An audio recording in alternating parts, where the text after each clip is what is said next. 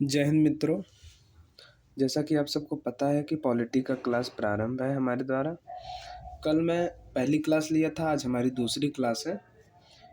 कल मैं संविधान के भाग 1 के बारे में चर्चा किया था और भाग 1 को विस्तृत तरीके से बताया था। आज भाग 2 की बारी है। भाग 2 मैं प्रारंभ करने जा रहा हूँ। भाग 1 में मैं बताया था कि भाग 1 में अनुच्छेद 1 से 4 तक आता है और भाग 1 का नाम राज्य और उसके क्षेत्र है। अब भाग 2 के बारे में मैं चर्चा करने जा रहा हूँ। भाग 2 का नाम नागरिकता है। भाग 2 का नाम नागरिकता है। भाग 2 में अनुच्छेद 5 से 11 तक आता है। भाग 2 का नाम नागरिकता है। अनुच्छेद 5 से 11 तक भाग 2 में आता है। अब मैं ये बताना चाहूँगा कि नागरिकता जो है ये आया कहाँ से भारतीय संविधान में। भारतीय संविधान जब बना तो उसमें बहुत कुछ डाला गया, लेकिन ये नागरिकता आया कहाँ से लिया गया ये चीज़। ये ब्रिटेन के संविधान से लिया गया। हमारे संविधान निर्माण करने वाले जो निर्मात्री सभा थी वो ब्रिटेन से इस नागरिकता को लाई और उसके बाद इसको हमारे संविधान में डाला गया और इसके बारे में इसको एक टॉपिक बनाया गया, इसको एक भाग बनाया गया नागरिकता को। और फिर इसके अंदर अनुच्छेद 5 से 11 तक ऐड किया गया। अनुच्छेद 5 प्रारंभ करेंगे। अनुच्छेद 5 में ये बताया गया कि जब हमारा संविधान बन के लागू हो रहा था तो उस समय संविधान लागू होते समय जो लोग भारत में थे उनको भारत की नागरिकता दे दी गई। ये अनुच्छेद 5 बताता है। अनुच्छेद 6 क्या बताता है? 5 पूरा हो गया, अब 6 की बारी है। अनुच्छेद 6 बताता है कि जब हमारा संविधान बना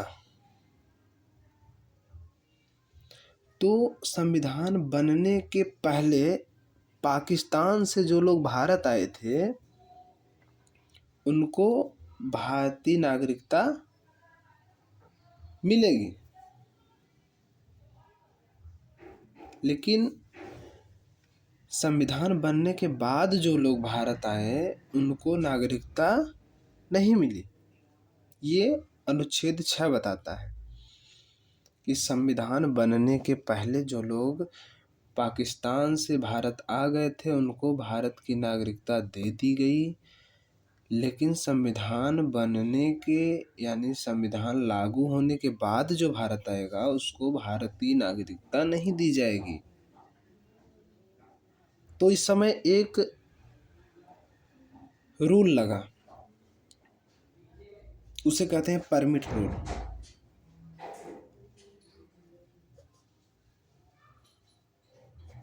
ये परमिट रूल 19 जुलाई 1948 को लगा। ये अति महत्वपूर्ण चीज़ है, इसको आप याद रखें। पूछता है कि परमिट रूल कब लागू हुआ। 19 जुलाई 1948 को परमिट रूल लागू किया गया। अब अनुच्छेद 7 की बारी।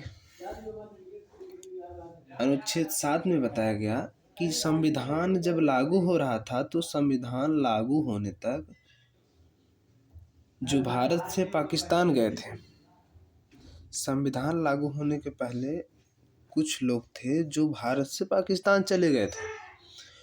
तो अनुच्छेद 7 में बताया गया कि जो लोग लागू होने के पहले भारत से पाकिस्तान में चले गए हैं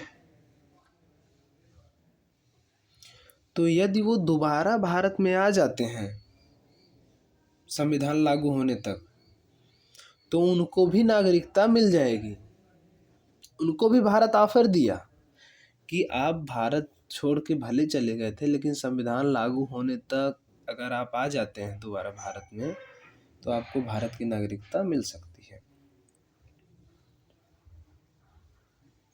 उसके बाद अनुच्छेद 8 की बारी आई। अनुच्छेद 8 में ये बताया गया कि यदि कोई विदेश गया है, बहुत लोग विदेश जाते हैं, कमाने के लिए जाते हैं, घूमने के लिए जाते हैं, और ऐसे तमाम काम के लिए जाते हैं लोग विदेश। तो वही अनुच्छेद 8 में कहा गया कि अगर कोई विदेश गया है कमाने के लिए, घूमने के लिए, तो ऐसे लोगों की नागरिकता निरस्त नहीं की जाएगी। लेकिन अनुच्छेद 9 में यही कह दिया गया कि अगर आप कमाने के लिए विदेश, घूमने के लिए या किसी भी काम के लिए गए हैं और आपने वहाँ की नागरिकता ले ली, जैसे कोई सऊदी अरब जाता है, कोई अमेरिका गया, चीन गया, तो अगर वहाँ की नागरिकता ले लिया तो फिर भारत की नागरिकता निरस्त कर दी जाएगी। ये है अनुच्छेद 9। अनुच्छेद 10 क्या कहता है?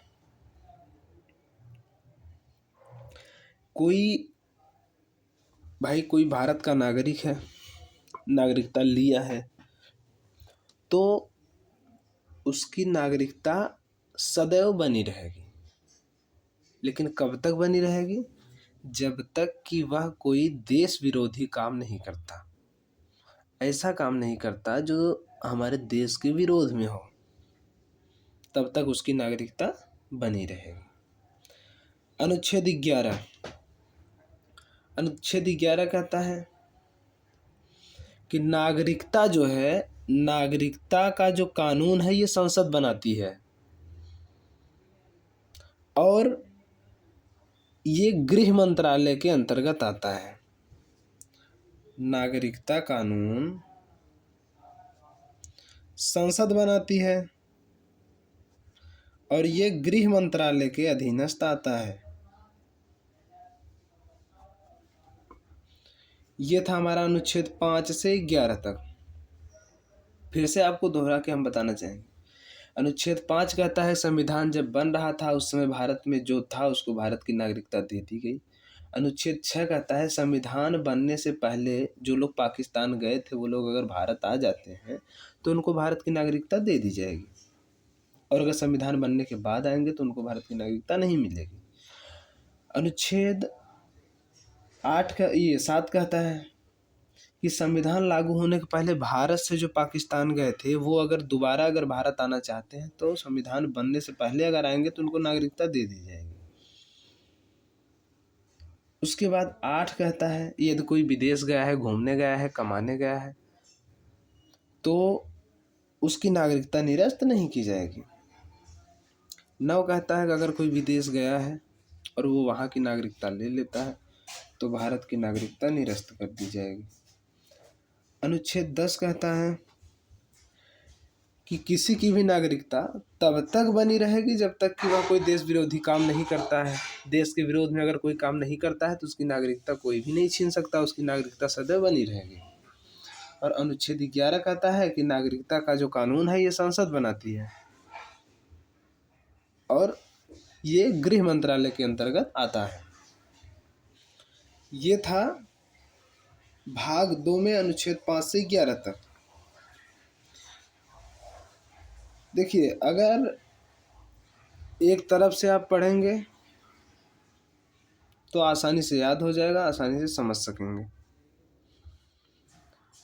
ये मत खोजिए कि कौन कौन से अनुच्छेद महत्वपूर्ण हैं उन्हीं को पढ़ा जाए, ये उचित नहीं है। जैसे अगर किसी को 1 से 10 तक की गिनती नहीं आती हो, वो गुणा भाग कर सकता है? बिल्कुल नहीं कर सकता। 1 से 10 तक ना पढ़ा हो उसके बाद उसको कह दिया जाए कि 49 लिखो तो वो नहीं लिख सकता। तो इसीलिए कि ये एक तरफ से पढ़ना ही लाभकारी है।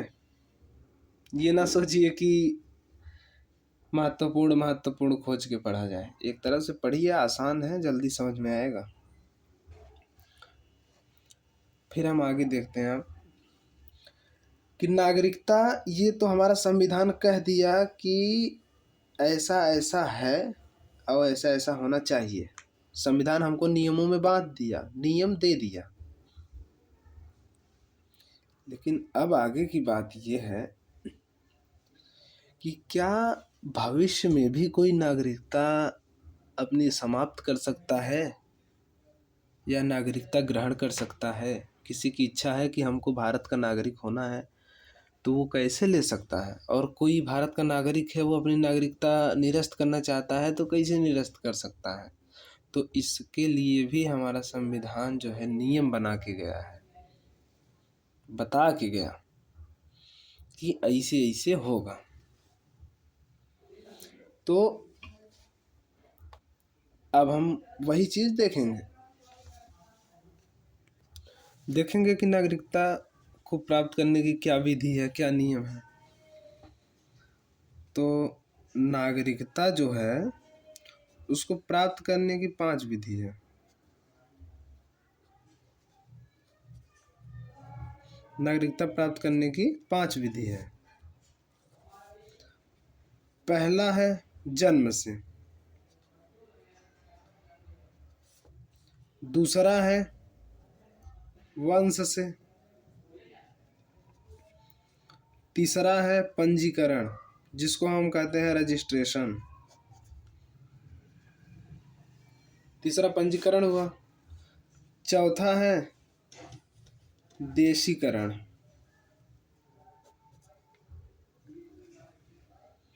और पांचवा है अर्जित भूमि।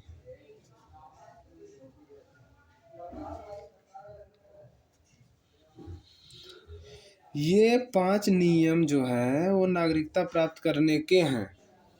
नागरिकता को कैसे प्राप्त किया जा सकता है, उसके ये नियम हैं। पहला है जन्म से।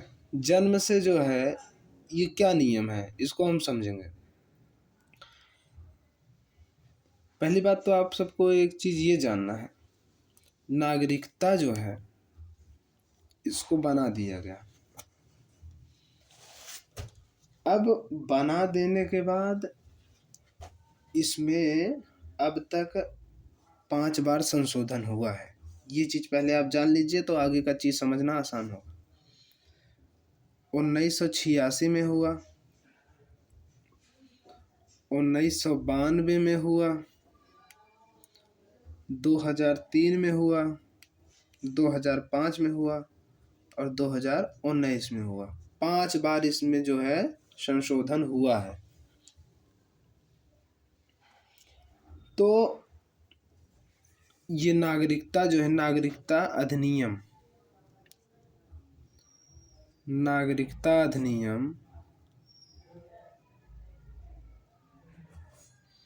1955। नागरिकता अधिनियम कब आया? 1955 में।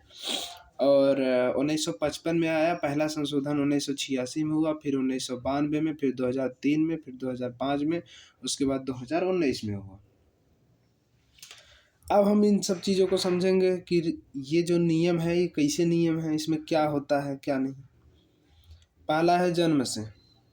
जन्म से जो नियम है इसमें ये बताया गया है, ध्यान दीजिए, कोई भी शिशु, कोई भी बच्चा भारत में पैदा होता है तो वह भारत का नागरिक होगा। ये इस नियम में कहा गया था। 1955 के अधिनियम में ये कहा गया था कि कोई भी बच्चा भारत में पैदा होता है तो वह भारत का नागरिक होगा। लेकिन बाद में इसमें संशोधन पहली बार कब किया गया? 1986 में। और 1986 में यह कहा गया कि ये उचित नहीं है कि कोई भी बच्चा भारत में पैदा होता है तो भारत का ही नागरिक होगा। मान लीजिए कोई विदेशी भारत घूमने आया है, ताजमहल देखने आया है, ताज होटल देखने आया है, किसी भी जगह घूमने आया है, और उसको जो है बच्चा पैदा हो जाता है भारत में, तो वो भारतीय नागरिक हो जाएगा? ये तो उचित नहीं है। इस पे विचार किया गया, तब जाके 1986 में परिवर्तन किया गया और ये कहा गया कि कोई बच्चा भारत में पैदा होता है तो वो भारत का नागरिक होगा, लेकिन या तो उस बच्चे के पिता या तो उस बच्चे की माता भारतीय होनी चाहिए। दोनों में से एक लोग को भारतीय होना चाहिए, तब जाकर के पैदा होने वाला बच्चा भारतीय होगा। ये 1986 के परिवर्तन में कहा गया। फिर दूसरा नियम हुआ कि वंश से, तो इसमें कहा गया था कि जो शिशु पैदा हो रहा है वो पिता के आधार पर उसको नागरिकता मिलेगी। पिता अमेरिकन है तो अमेरिकन नागरिकता, पिता पाकिस्तान का है तो पाकिस्तानी नागरिकता, पिता भारत का है तो भारतीय नागरिकता।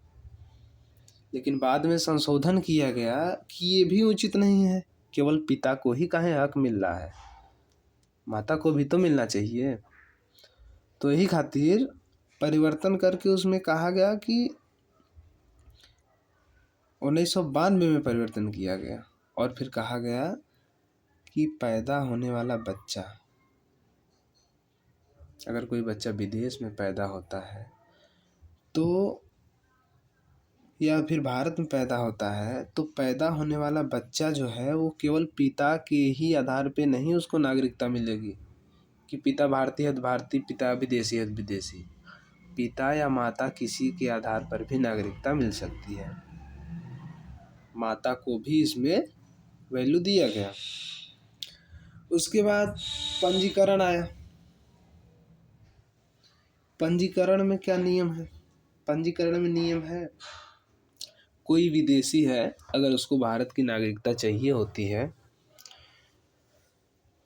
तो उसको वो रजिस्ट्रेशन कर सकता है, पंजीकरण कर सकता है, लेकिन उसके लिए शर्त रखा गया कि वो 7 साल लगातार भारत में रहा हो। अगर वो 7 साल लगातार भारत में रहा है तो उसको भारत की नागरिकता दे दी जाएगी, तब वो पंजीकरण कर सकता है नागरिकता के लिए। फिर चौथा हुआ देशीकरण। देशीकरण में भी रूल जो है बताया गया, इसके शर्त रखे गए। इसमें ध्यान रखिएगा, इसमें 7 साल लगातार रहा हो तब जाके पंजीकरण कर सकता है, लेकिन इसमें वो कम फॉर्म फिल कर सकता है जब 10 साल लगातार रहा हो। ये 7 वर्ष से है, ये 10 वर्ष है, 10 वर्ष लगातार रहा हो, साथ ही वो भारत का कोई भाषा जानता हो। ऐसा नहीं है कि वो 10 साल लगातार है फिर चाइनीज़ बोल रहा है तो फिर उसको मिल जाएगी नागरिकता, नहीं, ये नहीं है। उसको नागरिकता लेने के लिए भारत की कोई भाषा भी जाननी पड़ेगी, उसको भारत की कोई भाषा भी जाननी होती। अगर वो भारत की कोई भाषा नहीं जान रहा है तो फिर उसको नागरिकता नहीं मिलेगी। फिर एक और शर्त है इसमें, 10 साल हो, भाषा जानता हो, लेकिन कला, साहित्य या विज्ञान किसी क्षेत्र में निपुण हो। ये 3 उसके शर्त थे। 5वां नियम अर्जित भूमि। अर्जित भूमि में क्या है, भारत किसी विदेशी राज्य को अपने में जब जोड़ेगा, जैसा कि अभी अनुच्छेद 2 में मैं बताया था कि संसद किसी भी विदेशी राज्य को जोड़ सकती है भारत में। जब कोई भी विदेशी राज्य को संसद भारत में जोड़ेगी तो वहाँ पे जो नागरिक रह रहे हैं उनको भारतीय नागरिकता दे दी जाएगी। जिस प्रकार सिक्किम को भारत में जोड़ा गया, वहाँ पे रहने वाले नागरिकों को भारत की नागरिकता दे दी गई। उसी प्रकार अगर भारत कोई भूमि अर्जित करता है, किसी दूसरे राज्य को, देश को अपने देश में जोड़ता है, तो वहाँ के नागरिकों को भारत की नागरिकता दे दी जाएगी। ये 5 नियम थे नागरिकता को प्राप्त करने के। इन 5 नियमों से नागरिकता को प्राप्त किया जा सकता है। पुनः मैं दोहराना चाहूँगा, जन्म से यानी अगर कोई भी बच्चा अगर भारत में पैदा हो रहा है तो वो भारत का ही होगा, इस प्रकार से कहा गया था। लेकिन 1986 में परिवर्तन करके यह कह दिया गया कि नहीं, कोई बच्चा अगर भारत में पैदा हो रहा है तो उसे भारत की नागरिकता मिलेगी, लेकिन या तो उसके माता या तो उसके पिता भारत में पहले से रह रहे हों। दूसरा चीज़ है वंश के आधार पर। इसमें कहा गया था कि कोई भी शिशु भारत की नागरिकता तब ले सकता है जब उसके पिता भारतीय हों, यानी पिता के आधार पर ही उसको जो है नागरिकता मिल सकती है। लेकिन 1992 में परिवर्तन करके ये बताया गया कि शिशु की नागरिकता पिता या माता दोनों के आधार पर मिलेगी। तीसरा है पंजीकरण। कोई रजिस्ट्रेशन कब कर सकता है? जब वो 7 साल लगातार, ध्यान दीजिए, लगातार भारत में रहा हो। और चौथा है देशीकरण। देशीकरण में बताया गया है कि कोई भारत में 10 वर्ष लगातार रहा हो, भारत की कोई एक भाषा जानता हो, कला, साहित्य, विज्ञान इत्यादि क्षेत्रों में निपुण हो। और पांचवा है अर्जित भूमि। भारत अगर किसी भूमि पर कब्जा करता है तो वहाँ पे रहने वाले नागरिकों को भारत की नागरिकता दे दी जाएगी। ये हमारे नागरिकता को पाने के 5 नियम हैं। हम आपको अनुच्छेद 5 से 11 तक बता दिए और नागरिकता को प्राप्त करने की विधि बता दी। अब हमारे समझ बचा क्या है? नागरिकता भाई पा गए, ठीक है, ये तो हो गया कि कोई विदेशी है तो उसको नागरिकता कैसे मिलेगी।